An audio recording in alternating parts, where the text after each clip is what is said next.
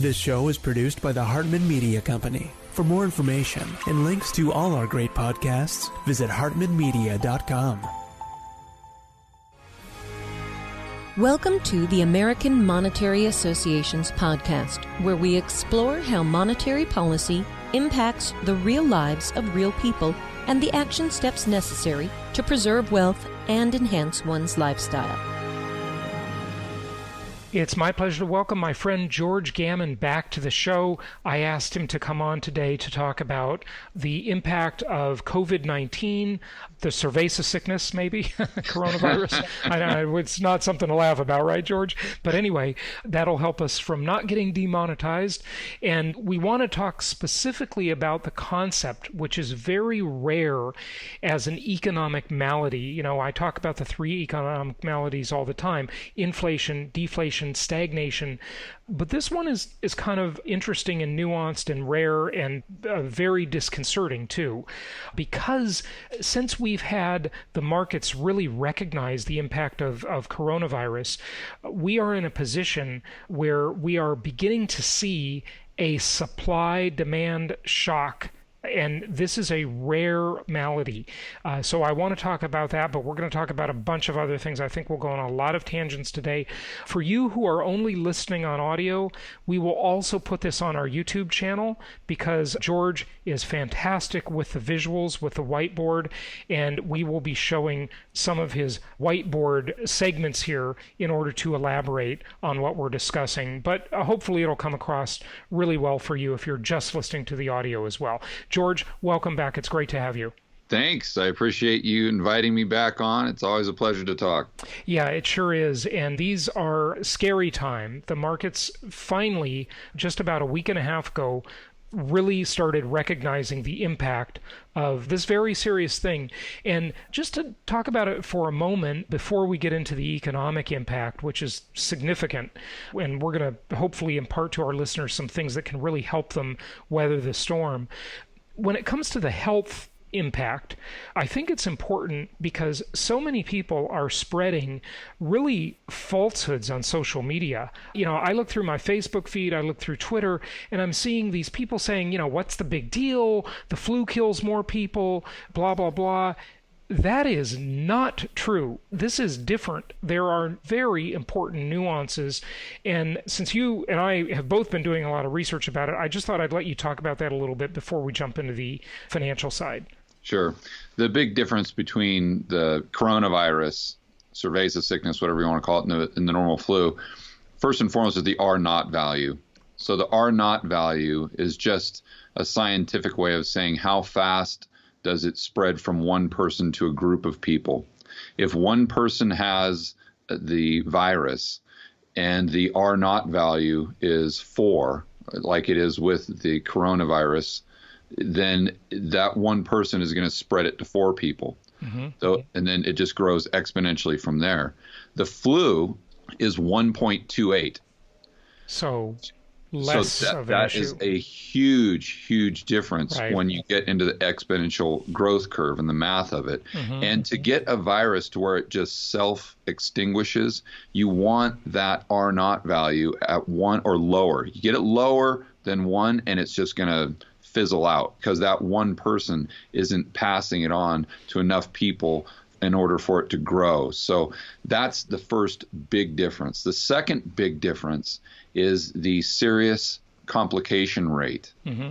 So you've got something that grows much faster, call it 4 times faster than the flu, but the amount of people that require a hospital bed are far greater. I've seen some studies, and a lot of people that I have a lot of respect for say that can be as high as 20%, 20.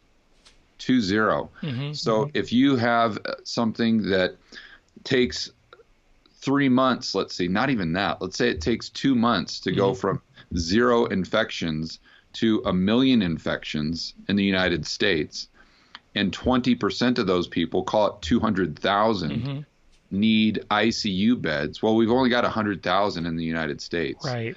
So even if the death rate is around 2 or 3%, which is still a lot higher than the flu. Sure. But it seems like, okay, this could be manageable.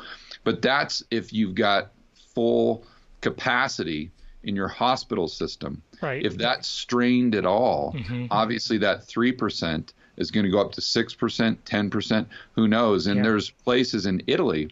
And so this is not like a third world Eastern, it's not going to affect us type thing. If you look at Italy, you see several stories of doctors and nurses saying that they're at 200% capacity. Right. And it's gotten to the point there where they have to make some very difficult choices. What I mean by that is if you've got two people coming into the hospital, one's 70 years old, and one's one 30. is 40, 30 years old, you're really going to have to decide, okay, we've only got one bed. Who do we send away and potentially let die? And who do we treat? And that's what it's most, unless we get a miracle, which obviously we're all praying for. I mean, Berlin has some possible good news. Chris Martenson was talking about that. He's been on the show a few times before. There may be, let's all hope for a miracle, but go ahead. Yeah, if we see the numbers play out in the United States like they've played out in Italy, and unfortunately, because the United States isn't taking this seriously, just going back to what you're saying with all your friends on Facebook or Twitter who just say, it's just the flu, what's the big deal? The flu kills 80,000 people a year and the coronavirus has only killed 100. Right. This is all just media hype. Those people are going to get a rude awakening in about 3 or 4 weeks because, I'm not going to say it's going to happen, but unless we get that miracle, I think it's probably going to play out even worse in the United States than it has in other areas just because we're so nonchalant about it. Well, and not only that, we're really, America is the land of the land of the free and the land of the rugged individual, right? And Americans don't like being told what to do. They look at it as government oppression and China, I had my friend who lives in China just on the show, as you know, and the one thing you can say about a one-party country that's argue whether it's communist or not, that's debatable in some ways, but it is efficient. They can put the country on lockdown and people are going to listen. Okay, there's only going to be a few outliers, but in a country like the U.S., where everybody's so freedom is drenched in their soul, they're just going to break the quarantine. They're not going to listen if that ever happens, right? And the likelihood of the government doing it is going to be lower here. So there are some times when all this, freedom was great, it works against us, right? Yeah, there's a downside. Obviously, as a big libertarian myself, I would say the upside's better. But in situations like this... By the way, I should mention, when George picked me up at the airport in Medellin a couple of weeks ago when I was there, he was wearing a Gadsden flag hat. So that's how libertarian George is, okay? I go back and forth between that one and the hashtag and the Fed. and then you also have 2 Ayn Rand hats that I noticed in your house too. Yeah. So exactly. George is a bit of a libertarian for sure. Go ahead. Yeah. But there is an advantage to that, like you're saying. Yeah. And I think when I mean nonchalant, more specifically, we're not testing, and like South Korea, they did a lot of testing. Singapore has done a ton of testing. And so that, hey, I've got the virus, so I can self-quarantine because you know that your 80-year-old grandmother is much more susceptible, so you're not going to go over there for the Friday night party. Right. Just makes a lot of sense. But if you're not testing, you can't do those things. And going back to the math, that's what brings that R Naught value from 4 or 6 all the way down to 1 where it needs to be. So this thing doesn't go exponential. It's just more linear. Okay, so the other thing is this virus is tough. It lives outside of the body longer and it's more hardy than other viruses. And it's airborne. So, they say you got to be 6 feet from a person to have a good chance of being protected. You've got to wear eye protection, a mask, and certainly don't shake hands. It lives on fabric, it lives on countertops, it lives on doorknobs. If you ever thought about becoming OCD, this is the right time to become OCD. Okay? Yeah. Not that it's a joke, but I was thinking just Howard Hughes was a little ahead of his time. He was ahead of his time. Yeah, this is the time to act like crazy old Howard Hughes. Yeah. Okay, so we kind of covered the major health component. Let's jump into the economics. Sure. Markets have recognized this. They are scared to death.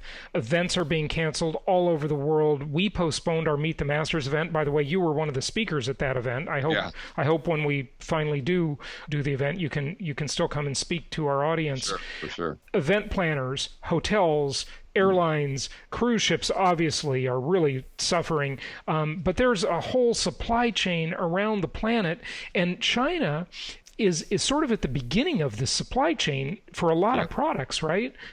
Let's go over this. Yeah, 94% of the Fortune 1000 companies have part or all of their supply chain coming from China. Yeah, and many in Wuhan. Yeah, that whole area, you got it. Yeah. You got it. So this is something that can potentially affect worldwide supply chains, meaning that you could have a supply shock. So if you go back through U.S. history, you look at oil embargo in the early 1970s, that was an example of a supply shock. Right. If you look at Hurricane Katrina in New Orleans, where you go down to your local store and there's just nothing on the shelves, that's an example of a supply shock. What we're accustomed to in the United States is trying to battle demand shock. Mm-hmm. So we go through the great financial crisis or the global financial crisis, and all of a sudden no one's spending money because no one can get credit. Their main asset, their house, is collapsed in value. Right. So no one's out spending or buying things, but there's still plenty of things on the shelves. Right. So here's what's interesting about that, George, and you're probably going to allude to this if I don't say it, but we have, the central planners at the Federal Reserve and the government have tools to deal with that shock. They can stimulate, they can do more QE and just push money. They can flood the system with money, and that'll cure some of that because people will just take the money and go spend it, and then that's resolved. But this is a rare dual shock that we're not facing it yet, but it's early. We're going to experience the dual shock, which is has some unique properties, right? I've never seen anything like this in U.S. history.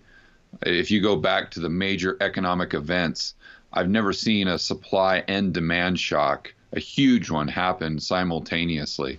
It's not saying that it's 100% guaranteed going to happen, but all the components are in place for it to play out within the next few months. So why demand shock? Well, if everyone is staying in their house because they're afraid of getting sick, if the whole country's on lockdown, like in Italy, no one's going to these conventions. No one's flying. No one's going to Florida for their vacation.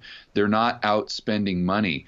That's the last thing on their mind. So that's what creates this demand shock. While at the same time, if you look at I had this really cool pictograph that I used in a video last week that showed the top 10 importers from China in the United States. So number one was Walmart. Number two, I believe, was Target. But you had Lowe's, Home Depot, all these big box stores that the majority of Americans go to at least once a week, if not once a day. Right. They're getting the majority of their products from China. Okay, well, if China has been in lockdown mode and it takes 30 days to get those goods from China to the United States, there's going to be a big lag there. So we should expect to see supply shocks in the United States within the next month or two. And we've certainly already, if you want to know how that feels, you got a little taste of it already. And anybody who has gone to any Costco around the country has reported to me and sent me photos of how all the water is gone, all the paper products are gone. I'm not quite sure why the toilet paper thing specifically, but I don't know. I guess that's the ultimate necessity item, that and water maybe. But we've never seen those shelves empty. I went to several stores over the weekend, CVS, Walgreens. I could not find any hand sanitizer. None. Yeah. It was, and there were notes on the shelves, yellow notices that said, "We're out. Don't keep looking around the store. Don't ask our people for. We just don't have it."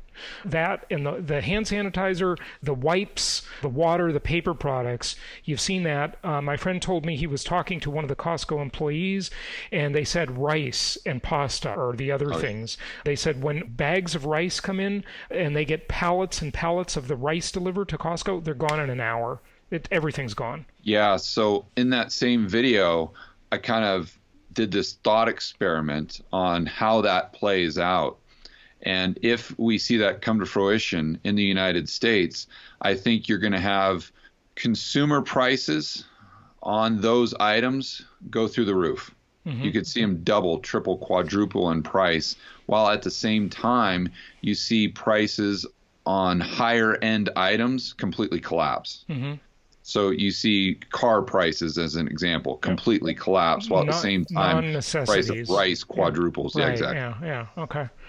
Interesting. Okay, take us through a little of this video, if you would. You've got your whiteboard on the screen now, and for those of you listening on audio only, we'll elaborate on this so it'll make sense to you. Go ahead, George. Okay, so what I did in yesterday's video, which now has 60, 70,000 views, it was really popular, is I went through how the corporate bond market and the credit markets are affected by this crash in oil, by the coronavirus, and by this, call it everything bubble turning into an everything crash. And they all are connected. And I don't think most people realize this. And when it comes, especially when it comes to the corporate bond market, I think people are just whistling by the graveyard. And this is really the center of everything and everything that could go wrong if it gets really bad in the United States. So I kind of outlined what the corporate bond market is, how it works, and why it's so important. So if you're looking at this whiteboard, you see this circle, which is kind of indicating or representative of the market. And you see the line that's, call it, separates the lower 15% from the upper 85%. So below that line is junk credit or high yield credit. That's corporate credit like a Tesla or an Uber. That would be considered high yield or junk because the credit ratings don't give it a triple B. That's the line in the sand between investment grade and high yield. Okay, which is junk bonds. Yeah, so that's very important, that line in the sand. In the junk bond market, you've got about 1 trillion, a little over $1 trillion there. Just in the triple B, which is kind of the first step in the investment grade, you've got $4 trillion of corporate debt. So that would include companies like Ford, IBM, Heinz, AT&T, that have really loaded up on corporate debt to buy their own shares back over the past 10 years. Okay, so let's talk about that for a moment. So a lot of people have been saying that the reason the stock market, or, one of the reasons the stock market has just been setting, records, and it's just been incredible, is the share buybacks. Right. And so companies like AT&T, Ford, Heinz, et cetera, there's a whole bunch more, of course, have been borrowing, they've been doing bonds, right, to buy their shares back, and those bonds, which might have been AAA, are now triple B. And as you go down that ladder, the next step down is high yield or junk bond status. That's correct. Okay. And the big reason that's important to understand, because the pension funds have been supplying the majority of this liquidity or cash to the corporate bond market. So taking it even a step further back, why they've been doing that? Because the Fed dropped interest rates to zero for so long, and these pension funds have to have a 7% return to meet their liabilities. So if you can typically go into a 10-year treasury and get 5 or 6%, well, it's not going to be that hard for that pension fund to meet their obligations. If you can only get 1 or 2% on a 10-year treasury, now you've got real big problems. So the pension fund managers said, well, what do we do? Let's go somewhere where we can get a little bit more yield. Let's go into the corporate bond market. So I want to be clear that that was a result of the Fed policy. It was an unintended consequence of what the Fed did. So the pension funds take all this cash, go into the corporate bond market. The corporations, to your point, take that money. What do they do with it? They just buy their own shares back because it's just this financial engineering where the CEOs can pay themselves more. It looks like their earnings per share goes up, but all they're doing is just borrowing to buy something that gives them a sugar rush, and at some point in time, they've got to pay the fiddler. If their cash flows stay consistent, like with AT&T, then, okay, they might be able to service that debt. Not a big deal. And what most of the bulls point out is that, well, the cost of servicing that debt is extremely low right now because of this low interest rate environment. But what they're not saying is that that debt rolls over. And a lot of these corporations have to roll it over every 2 years, every 5 years. And then they're assuming that their cash flows stay consistent. Well, like you know, and I'm sure a lot of your listeners know, that in a recession, or in a depression, the cash flows of these companies plummet. So if you have a situation where the cash flows are plummeting and the stock market is going down, so that's creating this situation where a lot of their debt, meaning those corporations, is getting downgraded into junk, which means the interest rate on that debt goes through the roof. Like what does through the roof mean? What's the differential there? I mean, of course, it varies by company and such, but give us an idea. Well, if this plays out, I think it could double easily. So the debt load or the cost of servicing the debt doubles for these companies. Yeah, I mean, let's just look at it like a mortgage. I think that's the easiest way to describe it. So you're a real estate investor, and you take out, you're buying a $100,000 home, and you're taking out a mortgage. Let's say your interest rate is 4%, and your monthly payment is X, and after you do all the math, you're $200 cash flow positive.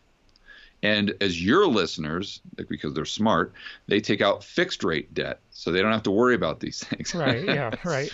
but the corporate bond market isn't 30-year fixed rate debt. It rolls over. The big companies don't have Fannie Mae and Freddie Mac subsidizing their loans. Yeah. No, they don't. So when that debt rolls over, if it's now, call it 8%, you can imagine what that would do to that positive cash flow that you had in that rental property. Now all of a sudden you're probably cash flow negative. Yeah, right. And that's just that's a microcosm of what's going on in the corporate bond market. In addition to that, taking it back to the real estate example, the corporation's cash flow gets slashed. So imagine having a rental property where your interest rate on your mortgage doubles, but your rent goes from $1,000 a month to $400 a month. And that's the situation. And then you take it a step further, and the entire real estate market has been built on real estate investors buying more real estate properties. Right. Yeah. And what you're doing is you're just making the comparison with the stock market and the large companies that have this debt problem. I'm not saying that's happening. I'm just using that as an example that most of your listeners can easily understand because they're real estate investors. So if the entire real estate market has been propped up by real estate investors going in and buying these properties because they're cash flow positive, if all those buyers go away, then the real estate market drops, plus the cash flows drop, plus the cost of servicing the debt goes up. You just have this. And wait a second, though. Before coronavirus, everybody was talking about the everything bubble, okay, and certainly about the stock market bubble specifically. We have out of whack valuations before any of this started, right? With PE ratios in the stratosphere, price to earnings ratios, where the stock market is like a cyclical real estate market. It's like buying in areas that we would never recommend, like, expensive West Coast of the United States markets or expensive Northeastern markets or Miami. These markets they were too expensive to begin with. They had completely out of whack price to earnings ratios, or in real estate we use rent to value ratios. Same idea. And so now you add to it this situation with their financing getting a lot more expensive, and these companies are in trouble. They absolutely are. But it's not just these companies that are in trouble, because there's a direct correlation between those companies and the overall stock market. And unfortunately, our economy has been so financialized over the past 20 years that now it's the tail wagging the dog. Sure. Where the stock market should be a reflection of the economy. Now it's not. It has nothing to do with the economy, but the economy is completely reliant upon the stock market because of demographics, because of the baby boomers having their 401k. They're going to be taking that out. It's all about consumer spending. It's all about confidence. I've been saying this on Twitter and my videos a lot lately, that this whole system is built on confidence. And if that confidence goes, the whole house of cards comes crashing down. Yeah, the main thing to understand with this is the line, the 15% and below is junk debt. The 85% above that line currently is investment grade debt, and the pension funds can only invest in investment grade debt. That's the key takeaway from this picture. In other words, they're restricted, most of them, not all of them, but most of them, right?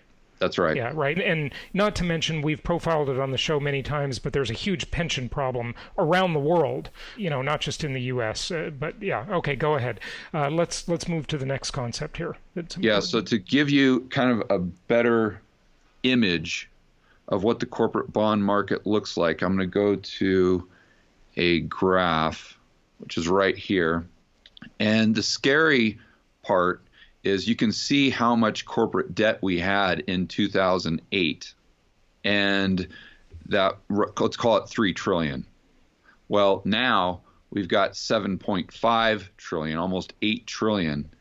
But this is not adjusted for inflation, right? So I'll give it a little bit of a hedge. Yeah, this is not adjusted for inflation, but we haven't. It's still high, but it's not quite as high as it sounds. Okay, so a little bit of okay. And you've got to look at the triple B market. So this is the gray shaded area.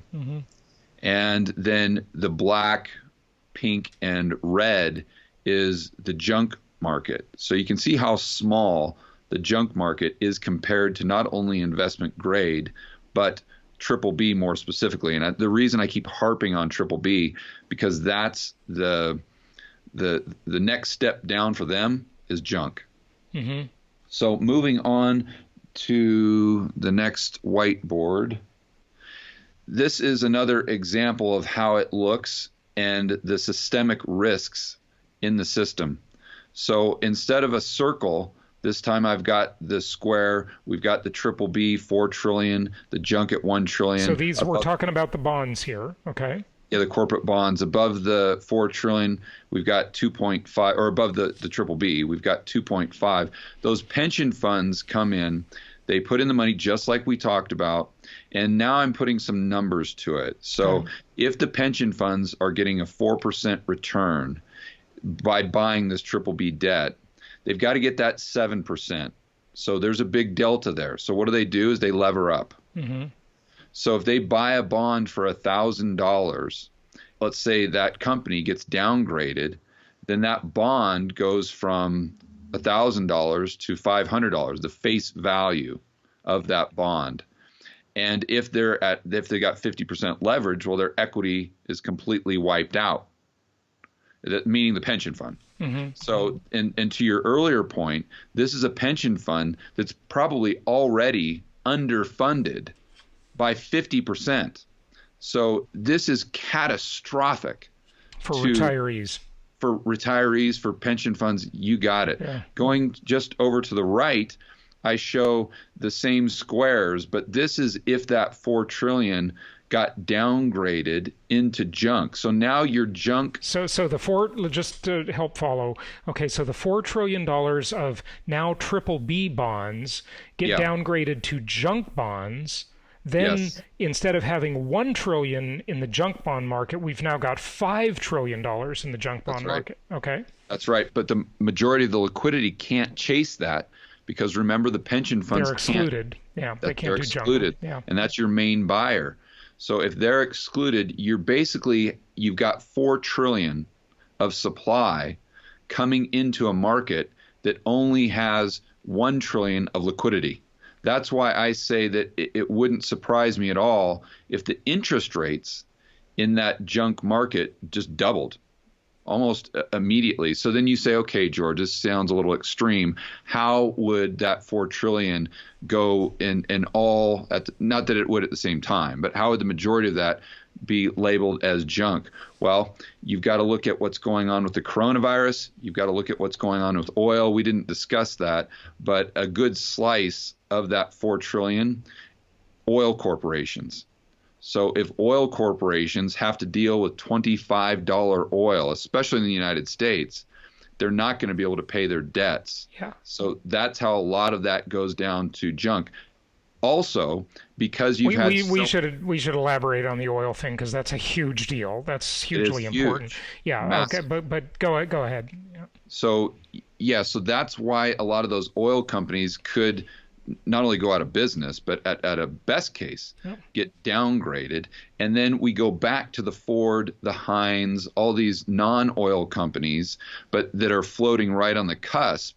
Well, if the stock market goes down because of the coronavirus, that means the asset side of their balance sheet also goes down, but the debt stays the same. That's when Moody's comes in, or what ratings agency XYZ, and says, okay, AT&T, there's no way that you can service your debt, or you can't service your debt as easily as you could prior to this recession, because your cash flow isn't there, your assets have gone down, your debt's still the same, or it might even be at a higher interest rate. But George, Moody's can just do what they did prior to the Great Recession. They can just lie about the ratings. I know. And I don't know if anyone noticed. Yeah. In fact, maybe I should go back. Let me go back to this slide really quick. I know you'll get a kick out of it. Yeah. It's kind of cheesy humor, but this is kind of the way I do my videos. You can, for the people who can see the video image, you can see I've got this stick figure, which I use in a lot of my videos. This little person, he's got your family member Fred or whatever. Well, this guy, you can see he's cross-eyed. Yeah. He's got kind of a twisted smile. He's actually holding a bottle of whiskey, and his hat is M. And in the video, I look at the camera, I say, well, what do you think that stands for? Let's pretend it stands for Moody's. Mm-hmm. Oh, yeah, Moody's, the rating agency. Yeah, they're drunk on their whiskey. All right? the time. Yeah. That's right. Yeah. You got it. You got it. So to your point, it does rely on Moody's, who is drunk half the time. So, but assuming that downgrade happens with your oil, your AT&T, your Ford, that's how I'm getting that 4 trillion going from the triple B market into the junk debt market. So you've got the interest rates explode. Mm-hmm. And how does that affect the corporations? Well, we talked about how it affects the corporations that are moving into the junk status, but let's not forget the junk corporations that are already there. So first and foremost, a company like Tesla. Okay, well, yes, they have had a bump in their share price, but now it's going back down. But sooner or later, a company like Tesla or Uber, who incinerates cash, is going to have to go back, and they're going to have to go and sell more bonds. They're going to have to sell equity in order to generate the cash they need to sustain themselves, especially if we go into a recession. If they're able to borrow right now at 4 or 5%, and their borrowing costs go up to 10%, they're done. They're done, unless they have some sort of miracle, which could happen. But the probability is that they go out of business as well, which puts more pressure on the stock market. The funny, I got to just mention on Tesla, Tesla is built on a house of financial engineering beyond comprehension. I don't know how they did it. I don't know how they had that recent run in their stock. I just don't get it. Don't get it. And yesterday I discovered a Twitter profile. I think it might be Event Horizon or something as the handle. And he said, preparing for the criminal trial of Elon Musk.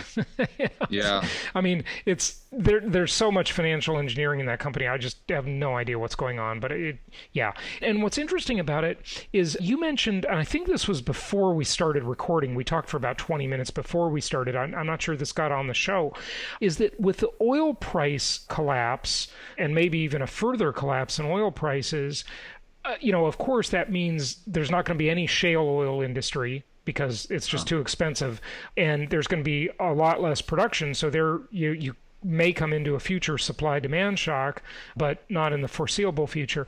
But you talk about the green energy companies and how they just won't get any funding because their business model only works if oil is expensive. And even then, it's questionable.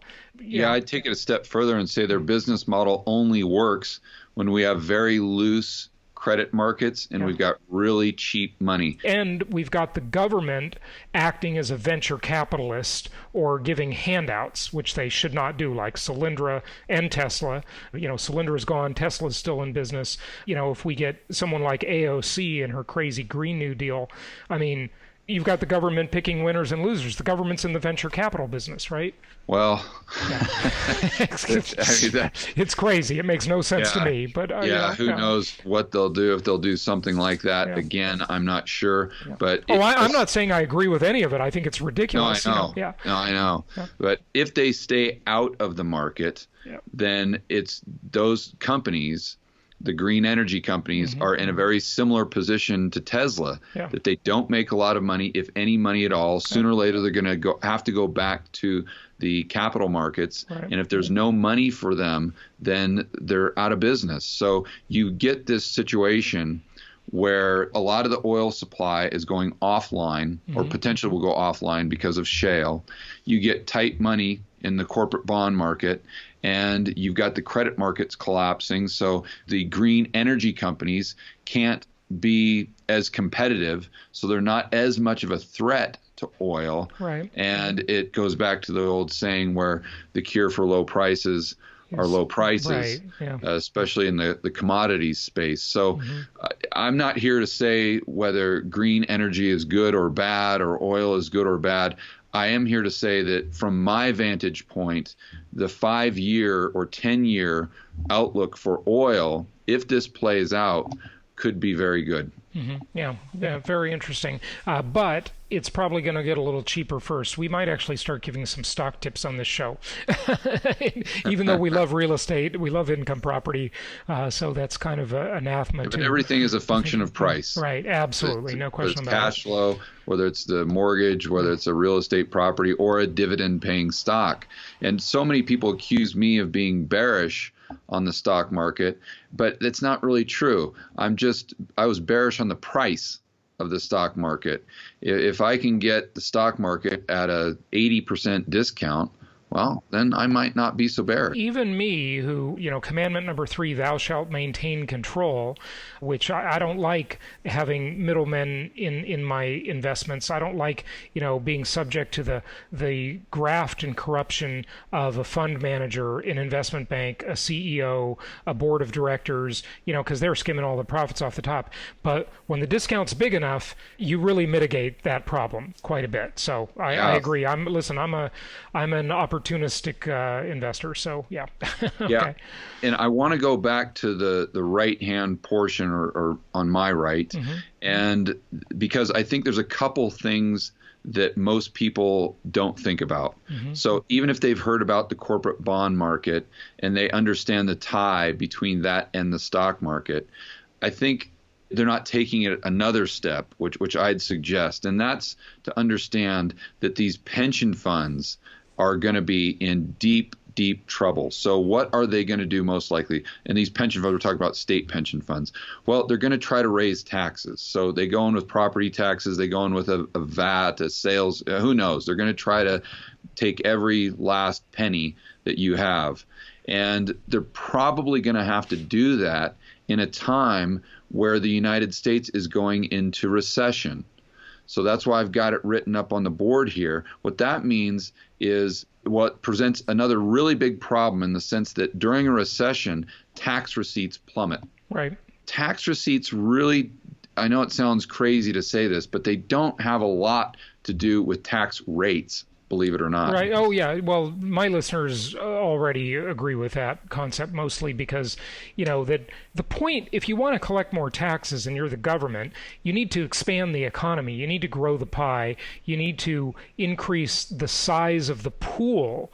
And the way you do that is by not intervening too much and not being too greedy, the pie gets bigger, okay? And then you get more revenue. That's what Reagan really proved. And remember, Reagan, looking back on history, he did not have the benefit of the fax machine or the internet increasing the velocity of money and expanding the size of global markets. He didn't have the benefit of globalization, really. I mean, most of this stuff that really lent a big powerhouse to the economy was post-Reagan, or at least at the very end of his term. I don't know if you agree with that. I'd love to hear what you think of it, by the way. But most people don't recognize the internet and the fax machine as any big deal. I think it's huge. Yeah, what most people get wrong about Reagan is they always say that he had a revenue problem. He didn't have a revenue problem. He had a spending problem. Yeah. And another thing I'd point out about Reagan is that, keep in mind, the interest rates on government debt during the time of Reagan, I don't know the exact numbers, but I would be willing to assume they were well north of 10% because of what Volcker had to do. And a lot of the debt is short term that the government has to roll over every 2 years or so. You compare that to an interest rate on the national debt of $23 trillion of maybe 2%. So although, yes, Reagan did have a spending problem, he also had a problem of the amount of interest he was paying on the national debt was much, much greater than it is today. But going back to one more thing about Reagan.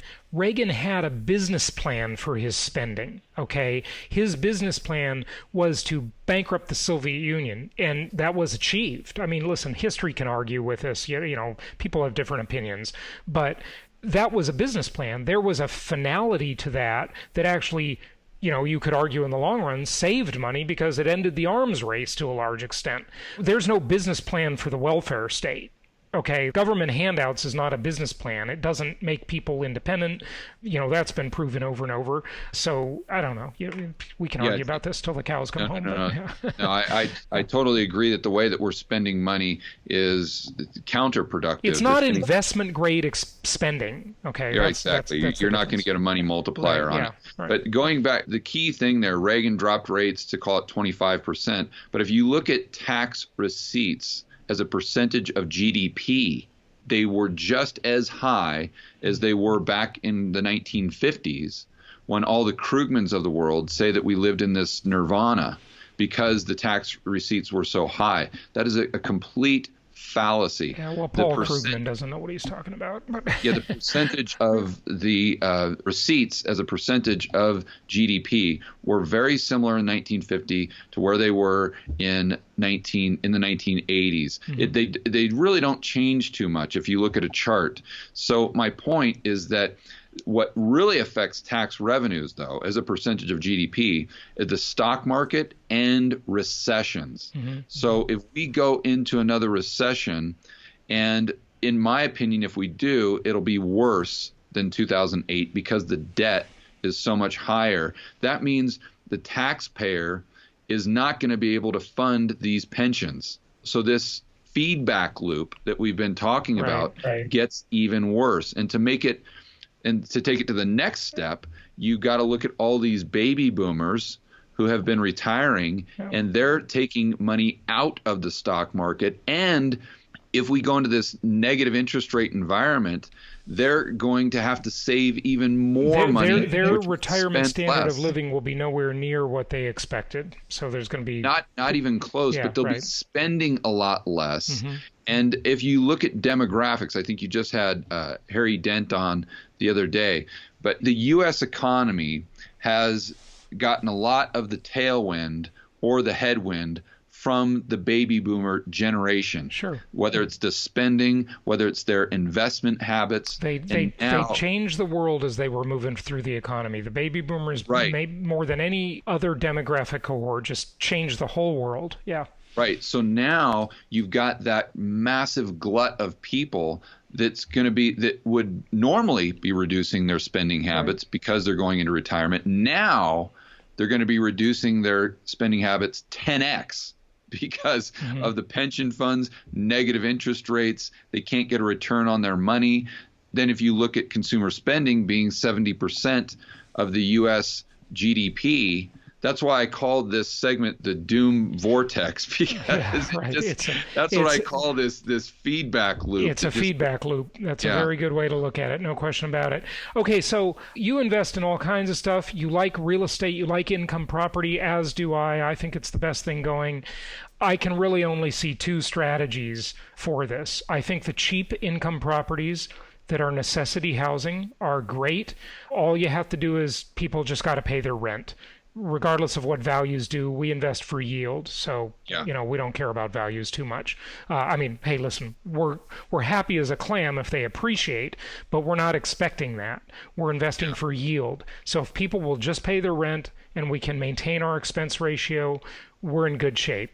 So I think it's really important to point out right now for people who are considering purchasing in this market that's kind of up and down. Right. I think if I was buying right now, and I'd love your feedback on this, I'd be really trying to focus on really good neighborhoods where I'm getting a very quality renter that can most likely survive a downturn in the economy. Yeah, and our rents held up surprisingly well during the Great Recession. It wasn't perfect by any means. That was the worst economy in 7 decades, for God's sake. But it was surprisingly good, actually.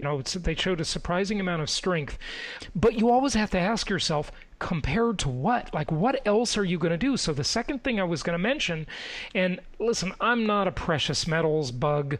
I own some of it in some of my businesses, but, gold is doing pretty well. It's the fear trade, right? What do you think about the metals? I just want to bring that to the fore again. And then maybe some stock tips even when things really collapse, if it continues to decline like this. How much time do you have? Well, not much, but... Not much? Okay.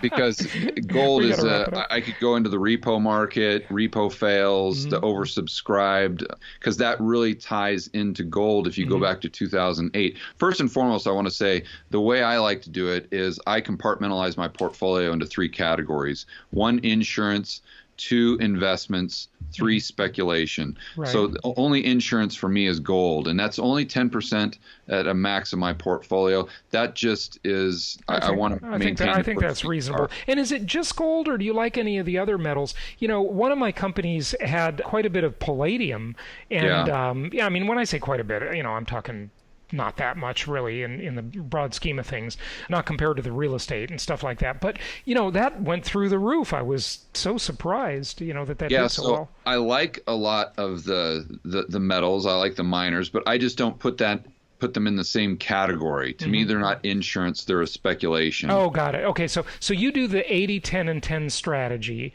And so 10% is insurance, which means gold, and 10% is speculative, just a bunch of speculation stuff. And the way I define that is I'm just betting on the price going up or down. And then the 80% is investment. The way I define that is it has to pay me to own it. And so obviously real estate's you got it. You got it. Yeah. So income property, and you only like the linear markets, unless you're doing a flip in Colombia where you live. But otherwise, it's linear market investing, just like my strategy, right? 100%. Yeah. Okay. Good stuff. You can find George on YouTube. He's got a great YouTube channel. I've been on it a few times, and he just does a really good job educating people. Obviously, I think all our listeners and viewers can see that today. So George, thank you very much. Any final comment? No, I just want to make sure that the Americans that are listening to this, and I know you've got a worldwide audience, but specifically for the Americans, that they're not putting their heads in the sand. Yeah. And I'm not saying that you should be worried, that you should lose sleep, but I'm just saying pay attention to what's going on with the economy, what's going on with oil, what's going on with the repo market, what's going on with the coronavirus. And just be prepared. And what's your downside to doing that? Yeah, not much downside. Be prepared. I have my holistic survival show. You can be prepared for very little money in terms of preparation. And wash your hands and stop shaking hands. The handshake, maybe one of the silver linings that will come out of this is the handshake needs to just go away. I mean, it feels kind of weird when you meet people and you don't shake their hand, but, maybe we should just bow like the Japanese, it's very polite, or, the elbow bump or something. I don't know. But the handshake is, they say the mosquito has been the biggest killer of humans in history. The mosquito, the little humble mosquito, right? Because it spreads disease. I'd say handshake might be number 2. Yeah. All right, George, thanks for joining us. Yeah, no problem. Thank you so much for listening. Please be sure to subscribe so that you don't miss any episodes. Be sure to check out the show's specific website and our general website, hartmanmedia.com, for appropriate disclaimers and terms of service. Remember that guest opinions are their own, and if you require specific legal or tax advice or advice in any other specialized area, please consult an appropriate professional. And we also very much appreciate you reviewing the show. Please go to iTunes or Stitcher Radio or whatever platform you're using and write a review for the show. We would very much appreciate that. And be sure to make it official and subscribe so you do not miss any episodes. We look forward to seeing you on the next episode.